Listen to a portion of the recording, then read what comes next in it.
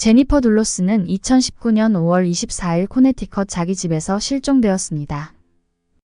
그녀는 차와 함께 사라졌지만 사람들은 사랑하는 5아이의 엄마가 자신의 의지로 없어졌다고 생각하지 않았습니다. 별거하고 있던 제니퍼 남편만 빼고 말입니다. 포터스는 제니퍼가 자기를 골탕 먹이려고 계획적으로 갑자기 사라진 것이라고 주장했습니다. It's an exhausting fight. I love my children. That's about it. Where's your wife? Where's Jennifer? We wish we knew, and I wish you'd ask yourself why you have the nerve and the audacity to ask him that question. Because if you know something the police don't know, you should go tell them. We don't know where... Police seem very interested. They in do, him. but where's the murder charge? And where's your objectivity? Shame on you. Can you get Was it Mr. Doulos on that videotape? Mr. Doulos?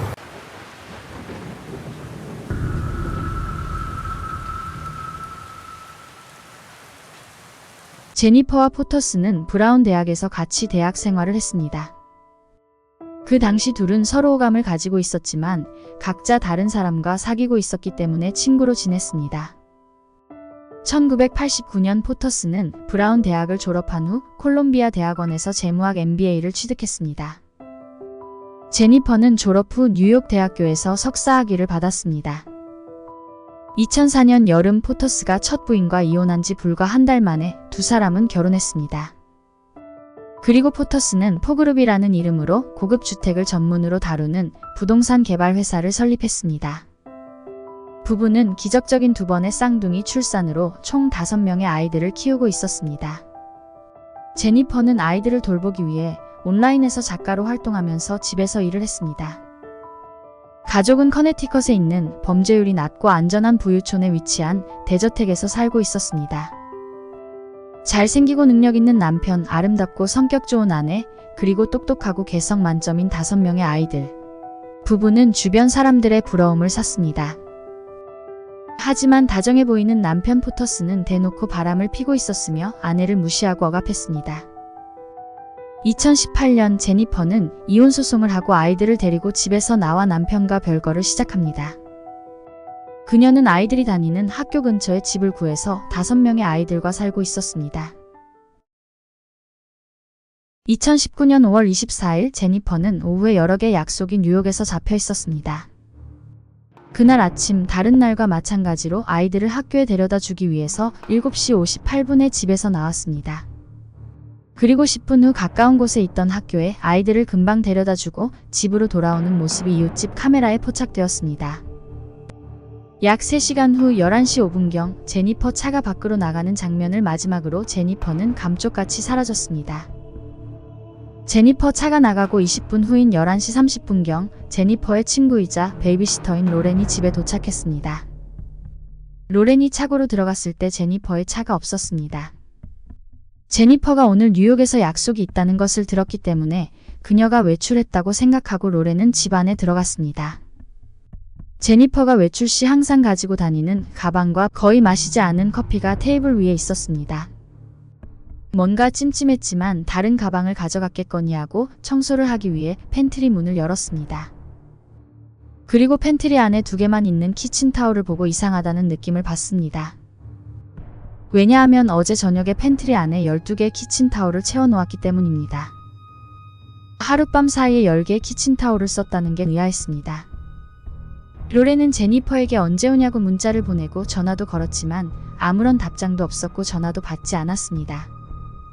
로렌은 아이들을 모두 학교에서 픽업해 온 후 제니퍼에게 오후 4시쯤 전화를 했지만 바로 음성사서함으로 넘어가자 이 사실을 그녀의 가족과 친구들에게 알렸습니다. 그리고 경찰서에 실종 신고를 했습니다. 사실 제니퍼의 실종 신고는 이번이 처음이 아니었습니다. 2년 전인 2017년 포터스는 9일 일에 제니퍼와 아이들 실종 신고를 했었습니다.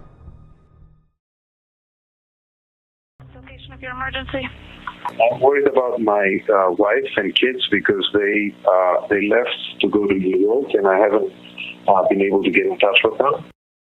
I've been texting and I see that the texts are being delivered, but nobody's responding to me. 이때 제니퍼는 실제로 실종된 게 아니었습니다. 사실 그녀는 포터스가 불륜을 저지르고 있다는 사실을 이미 알고 있었습니다. 왜냐하면 그는 외도 사실을 숨기려고 노력하지 않았으며 거의 대놓고 바람을 피웠기 때문입니다. 둘은 부부싸움을 자주 했습니다.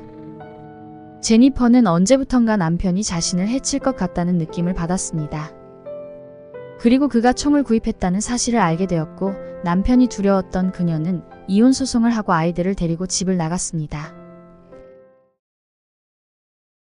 제니퍼는 그날 가기로 약속한 모든 장소에 아무런 연락도 없이 나타나지 않은 것으로 밝혀졌습니다. 신고를 받고 도착한 경찰은 집을 수색하던 중 차고에서 핏자국을 발견합니다. Inside that house is where police say they found blood stains, blood spatter, and evidence someone tried to clean up the scene. 집은 범죄 현장이 되었고 제니퍼를 찾기 위해 수색대가 동원되었습니다. 그리고 집에서 약 4km 정도 떨어진 곳에 있는 웨이브니 파크에서 버려진 제니퍼의 차가 발견됩니다. 차의 조수석에는 핏자국이 있었습니다. 그리고 파크에 있는 CCTV를 분석한 결과 범행 추정 시간에 매우 의심스러운 빨간색 픽업 트럭이 찍혔습니다.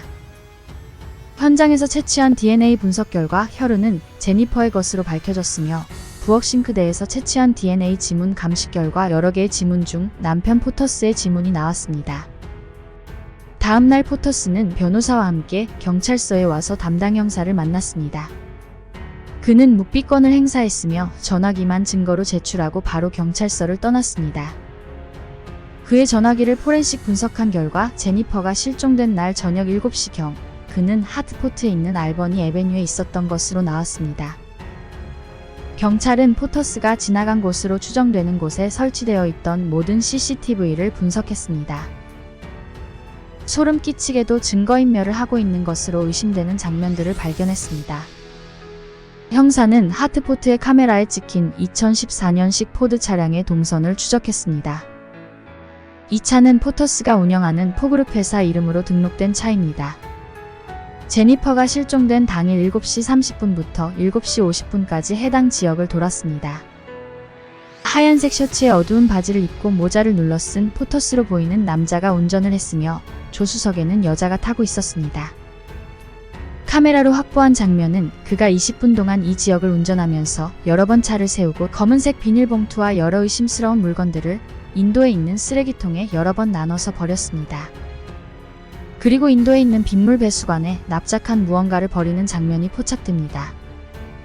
미니마켓 앞에 차를 세우고 쓰레기통에 검은 봉지를 버린 다음 차로 다시 가서 차 바닥에 까는 매트를 가지고 상가 옆에 버리는 모습이 포착되었습니다. 버려진 차 매트는 발견되지 않았지만 제니퍼 차에서 없어진 것으로 형사는 추정하고 있습니다. 형사들은 즉시 영상에 찍힌 쓰레기통을 확인하고 비디오에 나온 것과 일치하는 쓰레기 봉지를 회수했습니다. 이미 쓰레기차가 수거해 간 쓰레기들을 찾기 위해 쓰레기 처리장으로 가서 대대적인 수색 작업을 펼쳤습니다. 습득한 쓰레기 봉지 안에는 피로 얼룩진 옷가지들이 발견되었습니다. 제니퍼가 마지막 날 입었던 옷들과 일치했습니다. 빗물 배수관을 열어본 결과 그 안에는 위조된 차 번호판이 있었습니다. 포터스는 집 밖에 있던 검은 봉지들을 발견하고 당황했으며 남편인 자기가 의심받을 것 같아서 버린 것이라고 말도 안 되는 주장을 했습니다. Statistically, when something like this happens, 90 or 95% is the spouse. Say yes, 90% of the time it is the spouse. But What's it's your- 90%, it's not 100%. so when people I'm in the 5 or 10% category. 포터스가 차로 이동하면서 증거를 하나씩 버리고 있을 때 동승하고 있었던 여자는 미셸 트라코니스입니다. 제니퍼의 행방이 밝혀지지 않았기 때문에 포터스와 미셸은 살인 혐의가 아닌 증거인멸 혐의로 기소되었습니다. Guys, I can do whatever you want, but I didn't do it. I have no idea what happened to Jennifer. I have no idea where Jennifer is. 미셸이 결백을 주장하는 동안 경찰들은 포터스의 집을 수색했습니다. 그리고 쓰레기통에서 포터스와 미셸이 손으로 쓴 기묘한 메모들을 발견했습니다. 제니퍼가 실종된 날과 다음 날 그들이 무엇을 했는지 시간별로 자세하게 적어놓은 메모들이었습니다. 수사관들은 이 메모들을 알리바이 대본이라고 불렀습니다. 처음에 미셸은 그 메모에 적혀있던 내용 그대로 자기의 알리바이를 말했습니다. 하지만 조사가 진행되면서 그녀의 진술은 바뀌기 시작했습니다. 제니퍼가 사라진 날 아침 미셸의 알리바이는 확인이 되었습니다. 그녀는 그날 유난히 바쁘게 다른 곳에 있는 두 친구를 방문했었고 샵앤샵에서 찍은 셀카도 있었습니다. 이 사진을 찍은 이유는 불분명했지만 사진 찍은 시간을 확인할 수 있었습니다. 처음에 미셸은 포터스와 같이 점심을 먹었다고 말했었습니다. 하지만 형사의 추궁 끝에 결국 그녀는 아침에 포터스가 전화기를 집에 두고 새벽에 나가서 저녁에 왔다고 인정했습니다. 친구한테 빌린 빨간 차를 타고 돌아온 포터스는 그녀에게 차에 커피를 쏟았다고 키친타올을 갖다 달라고 부탁했다고 합니다. 이 트럭은 제니퍼 차가 버려졌던 웨이브니 파크 CCTV에 찍힌 범인의 것으로 의심되는 차였습니다. Did you see a coffee cup? No, because I didn't look inside the car. Did the paper towel smell like coffee? No, I didn't smell Well, it. which 그들은 같이 빨간 트럭을 가지고 세차장에 가서 30만 원을 현금으로 내고 딥클린징을 맡겼습니다. 그가 세차장에 가기 전에 돈을 찾는 모습이 인출기 카메라에 찍혔습니다.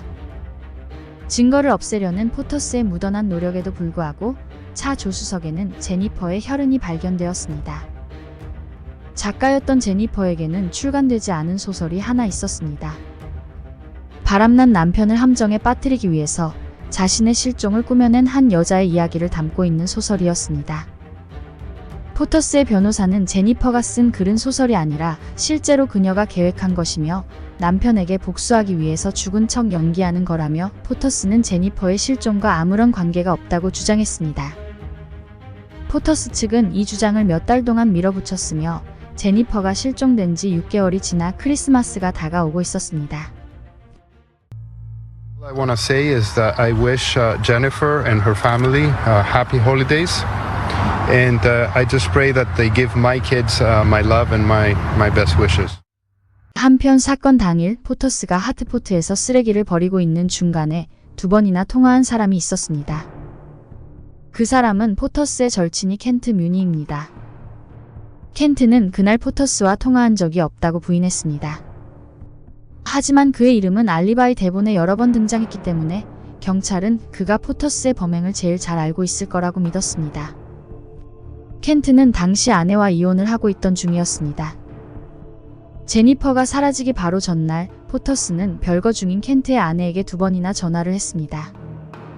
그녀는 모르는 번호로 전화가 와서 받지 않았고 포터스는 음성 메시지를 남겼습니다. Hi, this is Fotis Doulos from Four Group. I just wanted to reach out to you when you get a chance. My number is.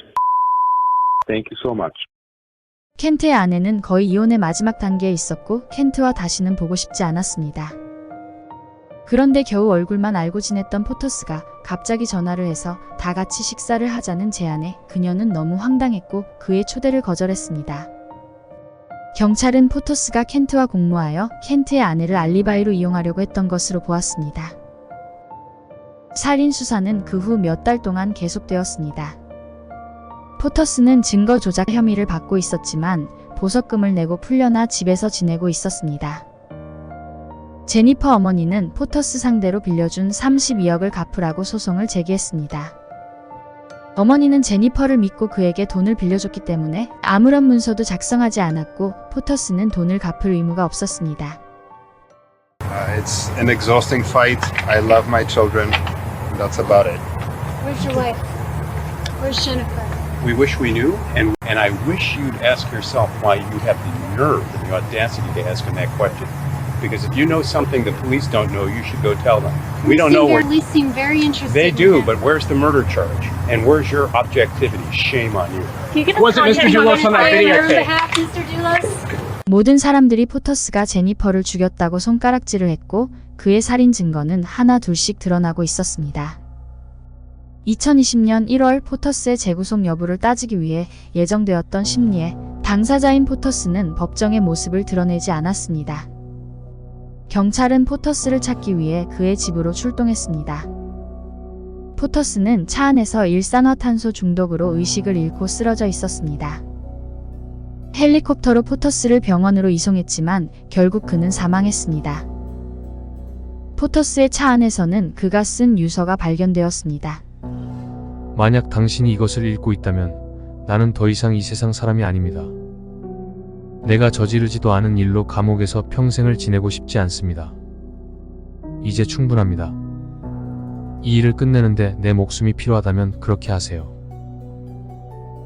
미셸 트라코니스는 제니퍼의 실종과 아무런 연관이 없다는 것을 알리고 싶습니다.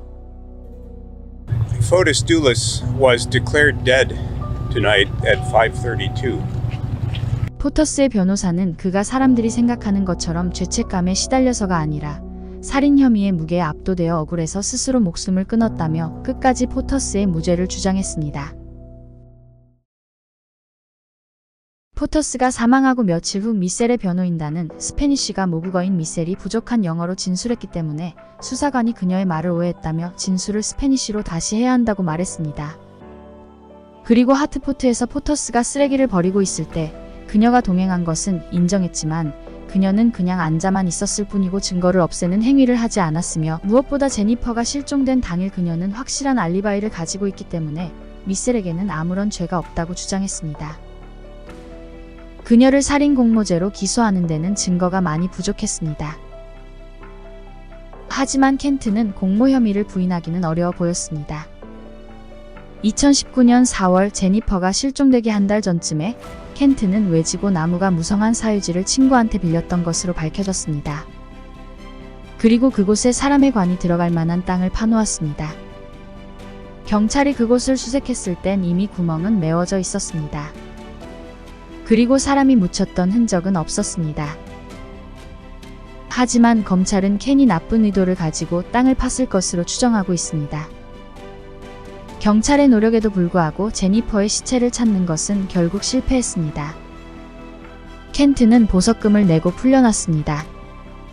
미셀과 켄트는 지금까지 계속해서 살인 공모 혐의를 부인하고 있습니다. Jennifer was absolutely one of a kind. The best friend you could ever hope for. The most loyal, thoughtful, fiercely funny, loving person. I am convinced that somebody knows where Jennifer is. I can only hope that their conscience impels them to come forward with that information. 5명의 아이들은 제니퍼가 실종된 날부터 맨해튼에 있는 제니퍼의 어머니인 글로리아가 키우고 있습니다. 영상 제작에 힘을 보태주실 분들은 구독, 좋아요, 알림 설정 잊지 마세요.